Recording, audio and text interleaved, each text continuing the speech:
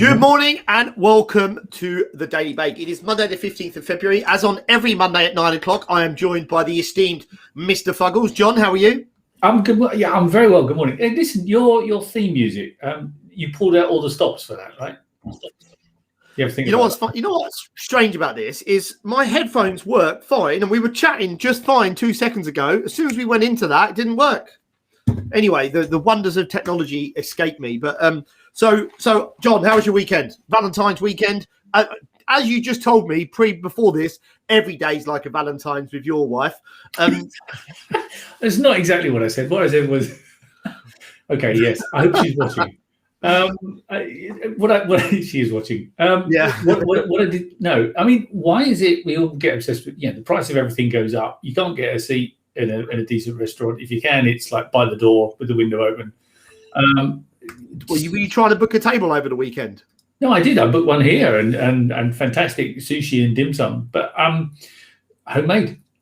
The reality is, it's like you should care about people every day, right? Not just kind of all obsess over one day. I think Valentine's Day is a conspiracy by florists. Okay, well, on a more positive note, and from somebody who is obviously a hopeless romantic, I enjoyed Valentine's Day. I got my wife some presents that I could show the kids, and some I shouldn't, which is great. I also got we ordered it, obviously everything online, and I ordered her a Valentine's card, which arrives today, which is amazing. And this is the one that I got from her, which she spent 10 quid on. I don't know if it looks bigger in the pictures, but it's really not that big. It's the thought that counts. Did you not read that? It says, "Hello, happy Valentine's Day, Poppet. Lots of love, always and forever." But here's a cool thing, right? That's a perfect example of how really, really good collective marketing works, right? It's the florists, it's the card people, it's social media, it's the restaurants. They all latched onto something, right? And it's a really good example of where collective marketing works. And I think actually it's very, very clever, very successful. And there are other days, right? We have, International Women's Day, which is a relatively Eastern European thing originally, and so on and so on and so forth. Oh, it's great. It's a very clever idea. We should do more collective marketing for new businesses. We should have a new business day. Yeah, well, as every day, guys, that we are live here, it is live and you can post and you can comment. If you want to talk about a subject that we're talking on, please feel free to chuck it into the comment section and we will either reply to it or we won't. But as you can probably tell, I am feeling average. I can't even speak. Average as possible today. Sweating, feeling horrible, getting close to the end of the C-bomb. Hopefully it's done and gone now. So let's just quickly look at what's going on with Listis Recruit. So Listis Recruit, on the recruitment side, we have some exciting things happening. We've got in Leicester, we've got a QA role, still looking for somebody up there. This is in the bank, so you need to be ready to work in a COVID-safe environment in the bank. I've got an onboarding manager as well. This is in London. This is remote for the time being, but it will be in an international investment bank. I have got just recently from Friday, we have got maternity cover, a compliance manager, somebody that understands MiFID, maybe has got a good eye on what is happening with the Brexit change in the Irish market. And this is with asset management in the wealth space. So please contact me on that. From Listis Group, I am looking for Irish funds. From a few conversations that we had last week, the Irish market seems to be lacking has a skills shortage. So we want to be able to fill that skills shortage with either recruitment or consultancy that we can do from the UK. So that's Listis Recruit and Listis Group. What's going on in Mission 23, John? Well, I was just saying, skills shortage in Ireland. Anyone watched the game against France? There was a definite skills shortage there, but let's not get into that. Mission 23 is interesting. I had a meeting last week with some of the team and potentially a chap who's going to come on board to do quite a big project for us, which is all around the hospitality sector. We're all closed down. We're all locked down. Hotels aren't open, restaurants aren't open, et cetera, et cetera. So we're putting together a program to help all those and help sort of navigate out of where they are, but also to the point where, when the doors do open, yes, we're all going to flood back to restaurants, but we're all then going to stop again, right? And it's going to be stop and start and stop and start. So you've got to grab it while you can, and you've just got to be ahead of everyone else. So we're working on a whole program for that. So I had a really nice walk and talk 2.5 hour meeting with James around Richmond Park about that, which is a very good way of doing walking. You are allowed to get out and exercise +1. So if you're managing people, it's a good way of doing one-to-ones. I know a client of mine is doing exactly that. He does all his team meetings 1-to-1. around a park near where they live. But yes, so it was a good 2.5 hour walk, and we're building out a program to help hotels and restaurants. Fantastic. Exciting. I've noticed you got some new graphics there in the background.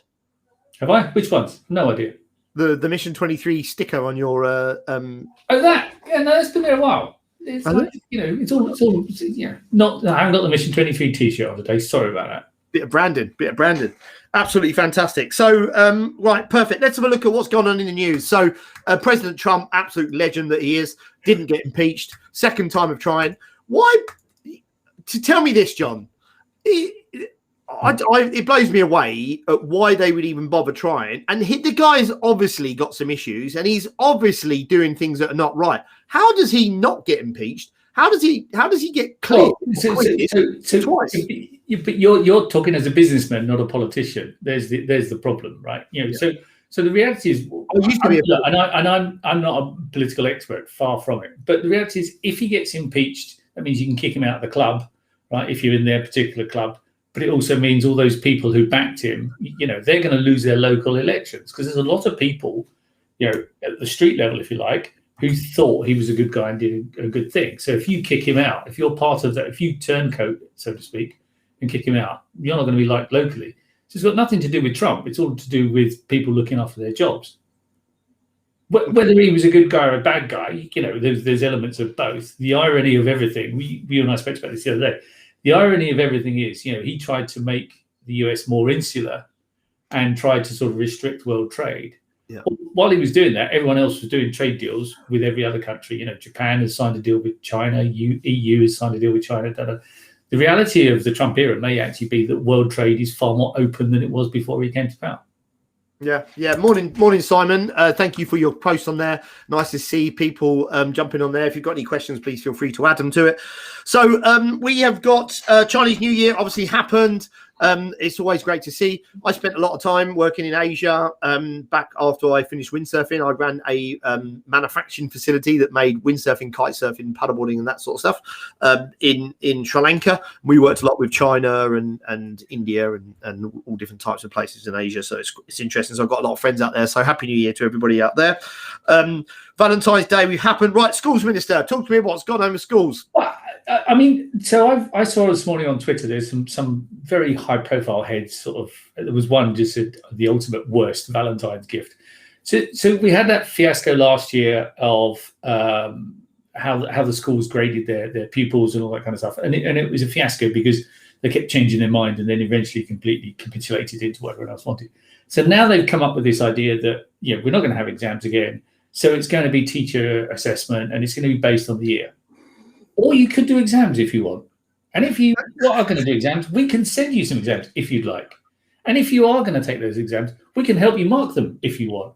So, I guess they're trying to sort of cover all bases. Some are going to want to do exams because they either haven't got enough work throughout the year or they haven't got, enough of the right kind of measures throughout the year. Some are not going to want to do exams because they believe that, actually the way of doing it throughout the year is a better thing.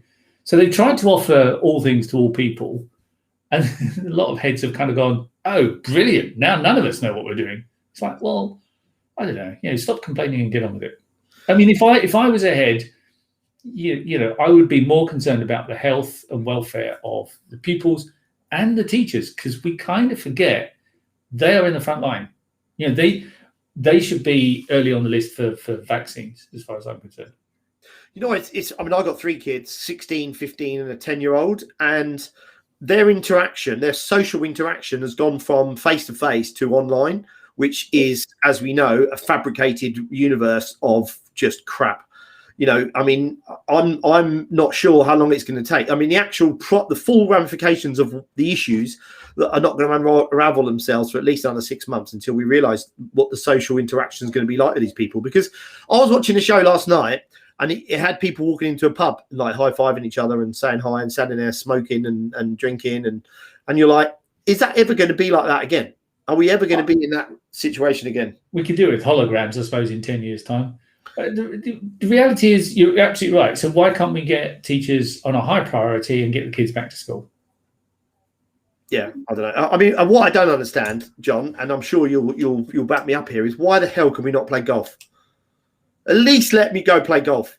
You know what I mean? Well, you and I can go for a walk round the local golf club, right? I'm just not far from a golf club. You and I can go for a walk round there, right? No problem at all. 1+1 is allowed.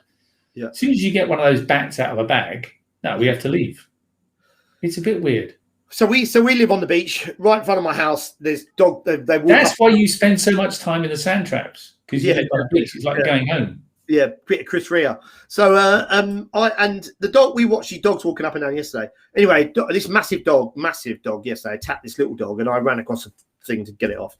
And there was 50 people there chatting, and we just sit in our lounge and watch people walking up and down the beach. And there are hundreds of people. It is 10:09 outside my house. You couldn't park right now, you know. And I mean, how is that something that's fine, but I can't goddamn play golf? I mean, Jesus. Well, you can sit on a metal tube at 10,000 feet, 6 inches from someone, but you can't sit in a nice airy theatre in the West End watching people that are 20 meters away. You know what I liked about the pictures of people standing in airports, that they're like 2 meters apart at the check-in, making sure they don't touch, and then they go and sit next to each other in an airplane. But, actually one of my clients, Trevor BMP, if you're watching this, Trevor, mate, I hope you will find in South Africa. He's in South Africa. He went on South Africa with his partner for a little holiday. Can't get back. Stuck there. I mean, there are worse places to be, because South Africa is a fantastic place. And it's summer. Yeah, and it's it's nice weather, and if you can go kiting, it's good kite weather. But it is a bit of a tragic situation when you want to come back and you can't. But and I think that we're super lucky, and I was on a recruitment clubhouse thing the other day. We can learn from other countries in the BAE 100%. But I think, I was on this recruitment clubhouse about, and I'm struggling because I'm feel like crap. Clubhouse recruitment. Yeah, about mental health, and what's funny is now that that in recruitment, that used to be that you'd rock up in the morning at 8 o'clock, you'd work until 8 o'clock at night, and you would get slapped on the head if you didn't get any deals or anything that day, and then you come back and do the same thing the next day. It's been like that for 30 years. And now all of a sudden they're like, oh, just rock up at 11 o'clock. You can work from home. I don't care how many people you talk to on the phone. KPIs are dead. And I'm not sure if that's something that you said, but that's utter crap, whoever said that. And I think that what's interesting about it is when you do work from home and work in home environment. I mean, I've got people that work for me that have got a totally different environment of them at home, that they can't physically do it properly, yet they still work from us. Do you know what I mean? Like the results. KPIs aren't dead. I mean, KPIs are now critical, right? Because you're not paying someone to keep a seat warm in the office, right? You're actually paying them to perform. So KPIs are very, very important. So yeah, you're right. Whoever said that. It is difficult. I'm fortunate I have an office here. You're fortunate you have an office there. But there are people, 3 kids in a 2-bed flat, and 5 of them are sharing a coffee table in the morning to do their work. It's not ideal. So do we need, these small business, these I won't name the brand because there's a very large American one, but those kind of shared office spaces, if they opened, would that be brands are available?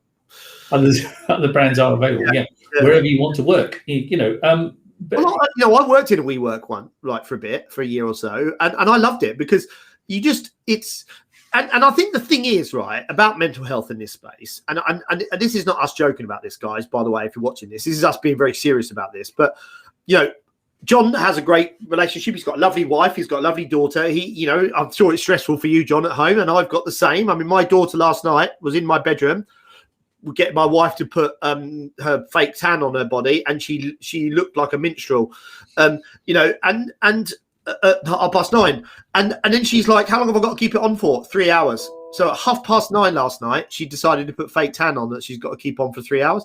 But mental health in our environment, we spend a lot of time together. We talk together. We go walk the dogs. We haven't done for 10 days, obviously, because we all had COVID. But I think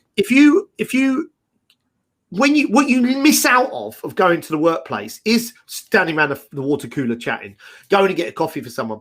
Just somebody saying to me, my wife yesterday made breakfast for herself, a cooked breakfast just for herself. Top lady. You know what I mean? I mean, I cannot remember the last time I made food just for myself in this house. I work all day and then make dinner for myself. Hopefully she's listening to this. She's not interested. But shared workspace, you're right. They combine the social with the business. You know, so should they be open? Well, offices are open, right? You can go to an office. Yeah, the rules this time are slightly different. Before it was like you must only go to an office if you absolutely have to. Now it's like you can go to an office if that's where you need to work. So shared office space is, you know, maybe a good thing. You know, I'd love my Costa to be redesignated as shared office space. I'll be there every day. Simon Dillon, mate, thanks for that. He's rented a shared office since July, and he said it's been a great mental health and cheaper than at home. I think working from office adds some structure to the day. You're 100% right. You know, I'm mentally fairly strong in areas, so I can switch. I've always been able to do this from being a professional athlete. Just leave that out there for a bit. To now, I've always found I can switch on quite well. So I can go from my downstairs, walk up through my ladder to get into my office, which is where my office is, and I can switch on straight into work. But that's the physical separation. A lot of people, and I mean probably the majority of people, don't have that physical separation. Yeah. And actually, where children are concerned, a study a while ago said most children are doing homework in their bedroom or on the dining table. Yeah. Well, that they're the most vulnerable generally. But actually, getting up in the morning and the first thing you see is the school desk and all your homework that you haven't finished, and before you've even had your Cocoa Pops, it's not a good way to start the day. And then you spend the entire day in your bedroom, and then you spend your social time, on the dining table and in your bedroom. There's no separation. Yes, walking up the flight of stairs with a cup of coffee is a mental separation, but it's a as well as a physical one. I'll tell you, when we started like in lockdown, I was starting work at like 7, but now I've managed to get myself a bit of a structure in the morning where I spend some time with the kids and have a bit of breakfast and have my shower and get myself ready and then start work at 8:30 or get ready to 8:15. And I found it much, and then I tried to be finished at 6 o'clock or 5:30. I mean, if I'm doing US usually on Tuesday and Thursday, I work a bit later. As long as you're doing your KPIs. Yeah, and dude, you know me, John. I love that sort of thing. I mean, if I don't have it one written down or two a structure to it, it might as well not bloody happen. I mean, we're working on something else, John and I, right now, which we can't talk about. But once it comes out, I mean, it's the process of us getting it all on paper, even though we've got it all in our head, is actually very difficult. But once you start doing it, it becomes easier and clearer because it needs to be able to make sense. And sometimes starting something is harder than actually finishing it, right? Unless you're a computer programmer, because no computer programmer's ever finished anything. That's why it's bugs. Yeah, working with change management. There you go. Then you have a job for life. Okay, great, fantastic. Well, anything else you want to have a chat to about, John? No, just to wish everyone a good week. It's half term, right? So that brings again its own challenges for people with children, or half term in England. Don't know about Wales and Scotland and Northern Ireland. Apologies, or anywhere else in the world. But that brings its other challenges. So if you are on half term, take some time off, get out, have some fun, for crying out loud. I was just thinking that actually. I'm looking at my diary now, and I think I might take a day. I might take. Christ, my diary looks like yours, right? I mean, I do try to block stuff out in my day. Now that and that's the thing, right?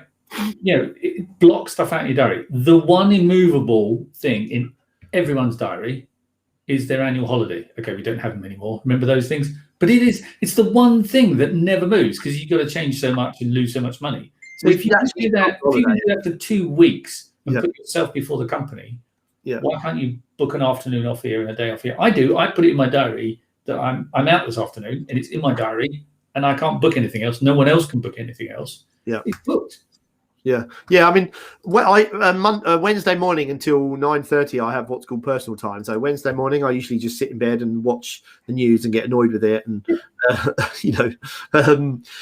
which works out quite well. But anyway, cool. Okay, John. Well, an absolute pleasure. This has been the Daily Bake. Also, I will be doing a recruitment podcast. I have been looking at some other people's podcasts and so on and so forth. So if anyone's got any inspiration or ideas or want to be on it or want to have a chat about it, please let me know. My podcasts are usually my things are usually fairly unique because I have my own way of doing it. It's not necessarily about me getting huge readership. It's usually been able to offer something from it. So if anyone's got any ideas or want to be on it, please let me know. Happy to chat to people in different sectors, markets, however it is, but always good. So it is 9:20 on Monday, the 15th of February. We wish everybody a wonderful week. Enjoy your week. John, have a great one.